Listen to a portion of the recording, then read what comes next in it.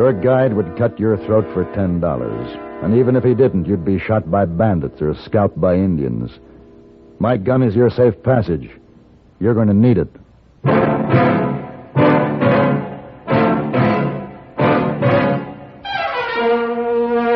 Have Gun, Will Travel. Starring Mr. John Dehner as Paladin.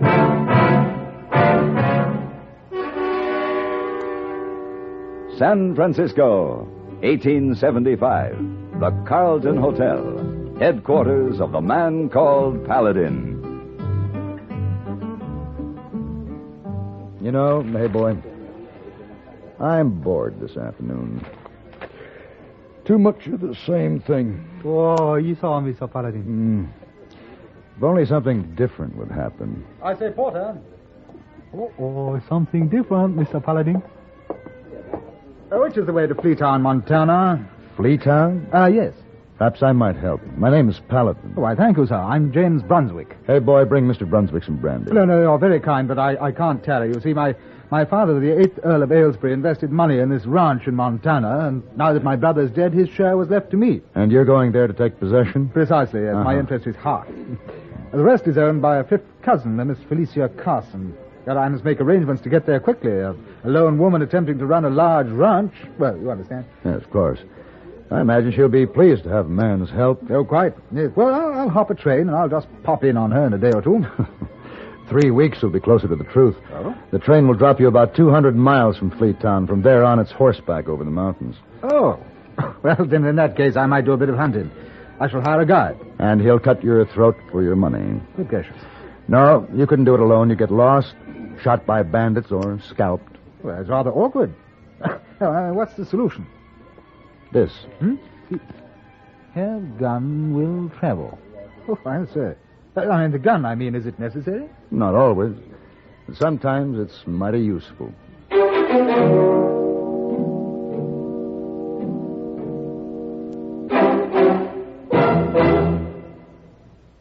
If dandruff dulls your hair, leaves your scalp itchy, please listen. You can get rid of annoying dandruff so fast today, no one should suffer any longer. With Fitch Dandruff Remover Shampoo, unsightly dandruff's gone in 3 minutes. It's the quickest, easiest of all leading shampoos.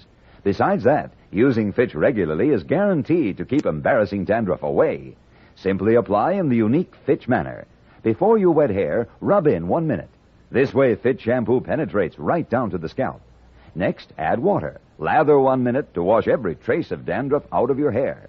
Then rinse 1 minute. All that loosened dandruff goes down the drain. In 3 minutes with Fitch, 1 rubbing, 1 lathering, 1 rinsing, dandruff's gone. And while removing dandruff, Fitch can also brighten hair up to 35%. To get rid of dandruff problems forever, brighten hair too, use Fitch regularly.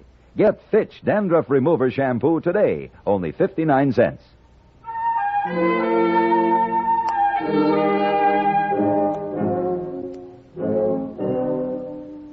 James Brunswick, 9th Earl of Aylesbury, endured the 3-week ride over the mountains with the help of an English saddle, a sun helmet, and 2 pack horses carrying his trunks and carpet bags. He marveled at the size, the coldness, the expanse, and the beauty of the land. There were some Indians lounging around the general store when we rode into Fleetown. They stared at him fascinated. He stared back, fascinated. We dismounted and walked up the steps. This is Fleetown, mister. You looking for someone special? Yes. Miss Felicia Carson. Perhaps you can direct us to the King's Arms Ranch, sir? I'll be danged. Miss Carson? What is it, Waddy? Ma'am, I think your cousin from England just got here. What?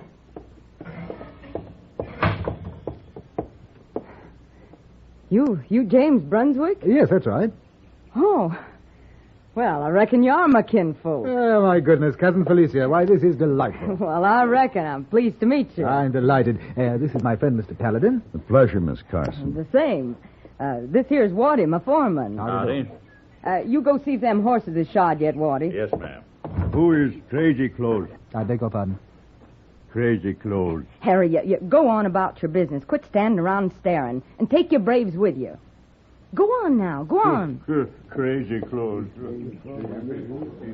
I say, Cousin Felicia, those are savages. No, them's Harry Blackfoot, Little Horse, and a few of the boys from across the road is all. James was disappointed that we didn't see any Indians on the trail. Ah, good thing, too. The only braves you'd run into up there'd be a war party taking scalps.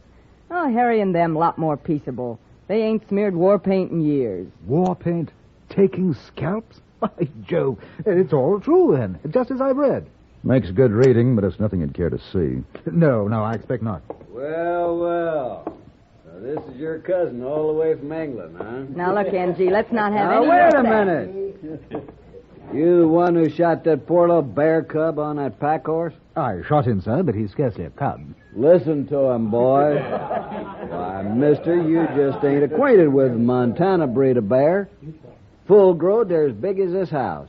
Really? Well, I never heard of any animal that large. I've only been in on the kill of one full-size Montana bear myself. I was with the Army. Took a 10-pound shot to bring him down. How extraordinary. And you know what we found when we peeled the hide off him? No, what? Why, bear skin, you blame fool. Well, I must say the joke is on me, what? Yeah, it sure is. What a dude. Come on, let's get up. You tripped me. How's the water in the horse trough? I guess it's a horse on you, Ed. You think that's funny, do you? You must admit a man swimming in a horse trough looks pretty foolish. Not as foolish as you will with your jaw busted. Seems like NG finally bit on one himself, and he don't like the sour taste. You're kind of handy with your practical jokes, mister. Next time, it might be better to let a man become acquainted with the local customs before you try to make a fool of him.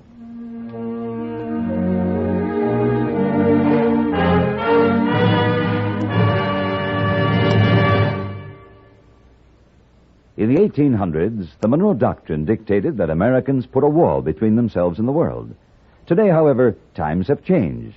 From city dweller to farmer, Americans know they are part of the world and close to it. And the more they can find out about it, the better. That's why the broadcasts of Edward R. Murrow and Lowell Thomas are so popular. Each of these internationally known newsmen has a wide background in the history, the politics, the economics on which current events are built.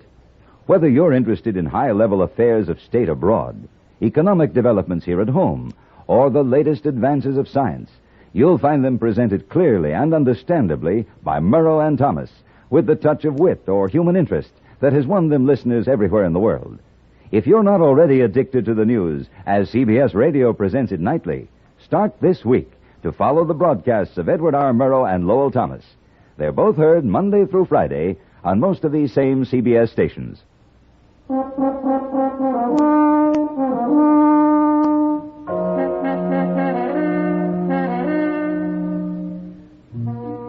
James Brunswick, 9th Earl of Aylesbury, changed to knickers once we got to the ranch. After tea and a pipe, he picked up his riding crop and announced it was time to look things over. Felicia Carson reckoned it was time. I tagged along. We made a circuit of the main ranch buildings and ended up sometime around dusk back at the corrals. Well, that's the works, Jamie. These buildings, 6,000 head of cattle and 12,000 acres of land. It's immense, absolutely immense. And you've been looking after all this alone. You know, you're an amazing woman, Felicia. Had to be done. Well, now that I'm here, I intend to take this burden off your shoulders. You just sit back and be the lady of the manor, huh? Well, thanks, Jamie, but for a while, you just sort of take it easy and don't strain yourself none. I'm going up to the house. Supper's in a half an hour. What? Well, I'm afraid that she doesn't take me very seriously, Paladin. That'll change. Right now, you're sort of unusual to her. To everyone. You know, I've been thinking about N.G. and his little joke this morning. I was being tested, wasn't I? Yeah. And they think that a man who can be tricked is a fool. See, around here they figure there are two kinds of no good people, cowards and fools. In a rough situation, the coward will run out on you, and the fool might make a fatal mistake. And I showed myself up to be a fool. No. But you showed you've got a lot to learn. Let's say you've lost face. You don't quite fit in yet. How does one go about fitting in, Paladin? Well, here. This is your saddle. English. Made for riding. Nothing else, right? Well, what else is there? Well, look at the saddle of mine. A Western saddle. But yeah, it's a cumbersome, heavy sort of thing. Maybe, but there's a reason for everything. See the horn here? A tie post when roping cattle and elbow rest for a man in the saddle all day. I see. And the height and the slope of the cantle here. See that? I figured to give a man the most comfort and the best brace through a day's work. The rigging, the cinch, the stirrup leathers are all designed to contribute something useful. There isn't a piece of leather on this saddle that isn't needed. Well, I must confess, I thought it was an unwieldy piece of business. No, nothing on the frontier is without a definite purpose. No individual is without a definite purpose either. Survival's too difficult. Everything and everyone must contribute something, and you'll just have to find the thing that you have to contribute. I say, Paladin, look. Yeah, but they're attacking us. They shouldn't be hostile here. They're showing themselves too openly. Oh, no. You see they're firing in the air. Hey, you put down that rifle. Well, why did you knock the rifle? Shut up, you hit him. Come on.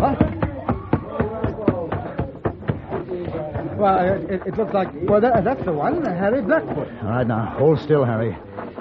Let me see. Why, crazy Now, you just take it easy now. Of all the fool tricks, screaming like a bunch of medicine show squaws. It serves you right, Harry. Hey, can I help? NG say it was a joke. Everybody have fun. NG say. High in the chest. It's a bad one. You do this, Englishman? I'm sorry. I didn't know it was a joke. Take him to the house. No, we take care of our chief. I can't tell you how sorry I am. Why couldn't you wait and find out what it was about before you... Oh, never mind. We'll go into town in the morning. Maybe they'll listen to reason. We ain't had no Indian trouble here in years until you come along, you dang fool. She put that kind of strong. What was that you said about a fool? A fool that makes fatal mistakes?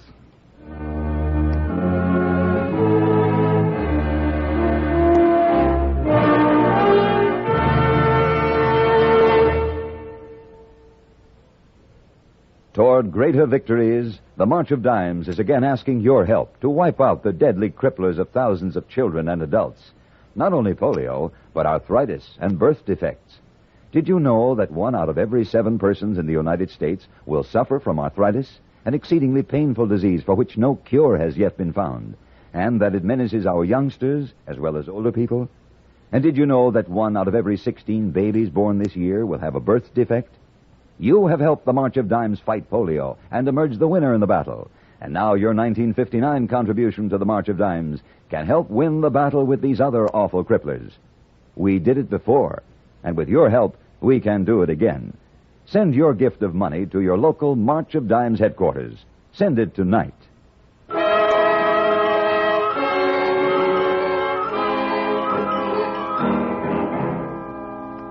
There was tension in Fleetown after Harry Blackfoot was shot.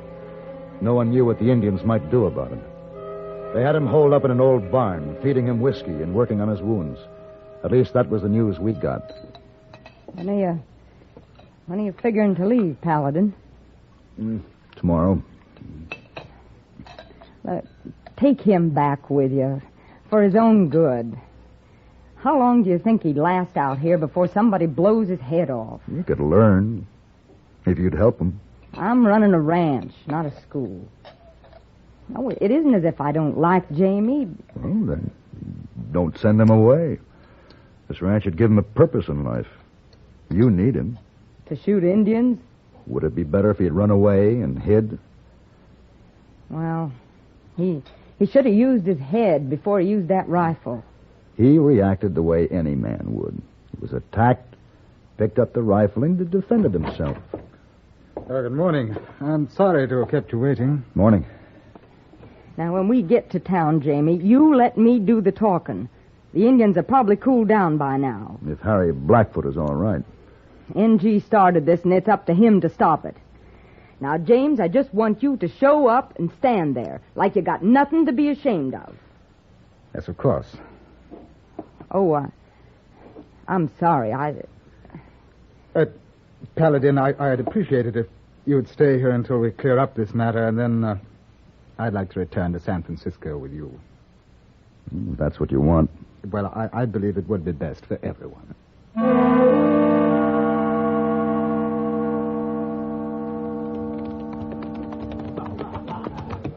Oh, there he is, propped up against the log under the tree. Harry Blackfoot seems to be recovering very well. He's drunk. They're all drunk. Look at that barrel of whiskey.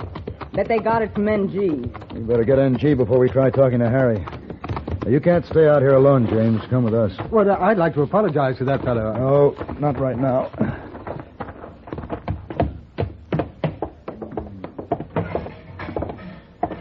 Well, there you are, you blasted troublemaker. You got the engines all stewed up, the blame fool. Don't you try to squirm out of this, putting all the blame on Jamie. Well, I didn't have anything. NG, you're going out with us now and tell Harry Blackfoot exactly why all this is your fault. My fault. I don't have to explain that to you, NG. Them engines is in no mood to listen to reason now. They'd kill me. If you don't go out there, I'll kill you. Send out Crazy Clothes.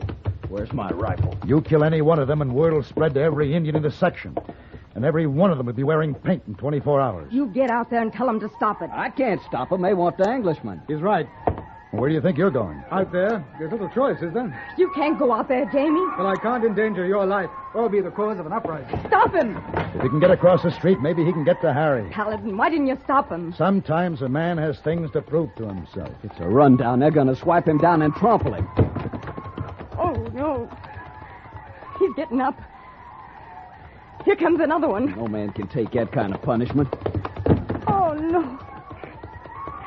He's getting up again. He's trying to get to Harry Blackfoot. I'm going out there. Wait here. They'll kill you too, Paladin, if you interfere.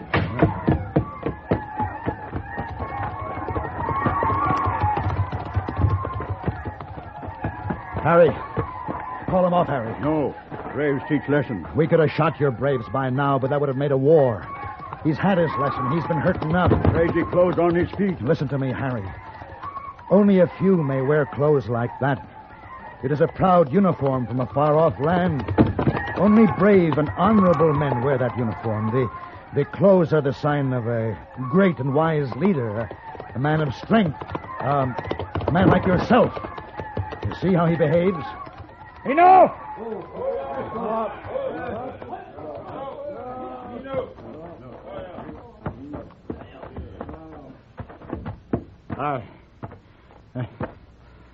I feel I owe you an apology, old man.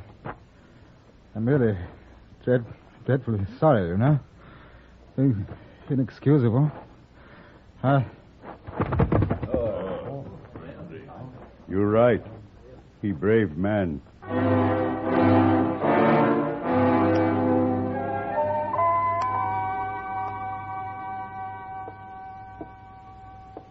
Feeling better, Jamie? Oh, much, thank you, yes. Fortunate the store carried my size in stock. How do you like me? Do I look like a rancher? Paladin? I guess you do at that. Wow. Come on in, Harry. Where'd he get your clothes? He requested them. Only brave and honorable men wear this uniform. Great and wise leaders? That's right, Harry. Me and that one, Englishman. No one else? No one else. Good.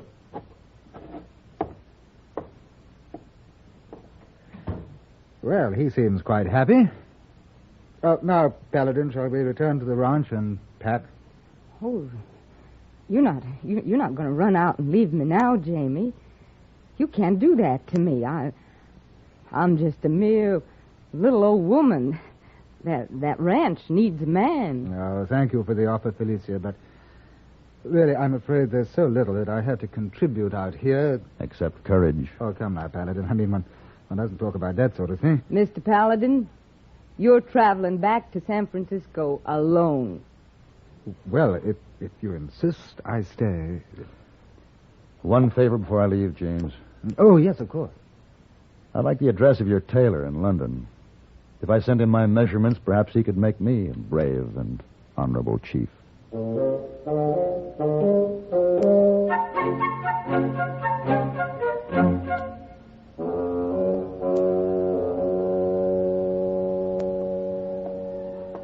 Oh, you back, Mr. Paladin. But where is man from the bowler hat? He's ranching in Montana. Oh, him? Montana? Oh, he changed clothes. Excuse me, please. Can either of you tell me the way to Henrysville, Oregon? Oh, sure.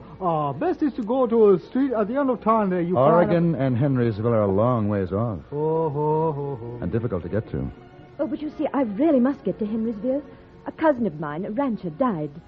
And it's my duty to take over the management of the ranch. Oh, boy. And you've just arrived from England and you're in a hurry. Well, yes, that's quite correct, as a matter of fact. My name is Paladin. May I offer you my service? Would you have a garden? Will travel? What kind of service? Sit down, please. Hey, boy. A glass of sherry for Miss... Worthshire. Lady Angela Worthshire. For Lady Angela. And hurry. Oh, Esau, get sherry right away. Oh, Lady Angela. Oh, boy. Tally ho, Mr. Paladin. Now, Lady Angela, I think I should tell you... Must you hold my hand? It's an American custom. You must accustom yourself to American customs. Oh. Well, now the service you spoke of. It begins tonight at 8 o'clock. A dinner at Fabre's, then a glass of sparkling wine at the Porter, and then a tour of San Francisco. You must see the points of interest before you leave. I feel I'm already indulging myself in something interesting. Lady Angela, I know I can assist you. You know something, Mr. Paladin? I'm quite certain you can.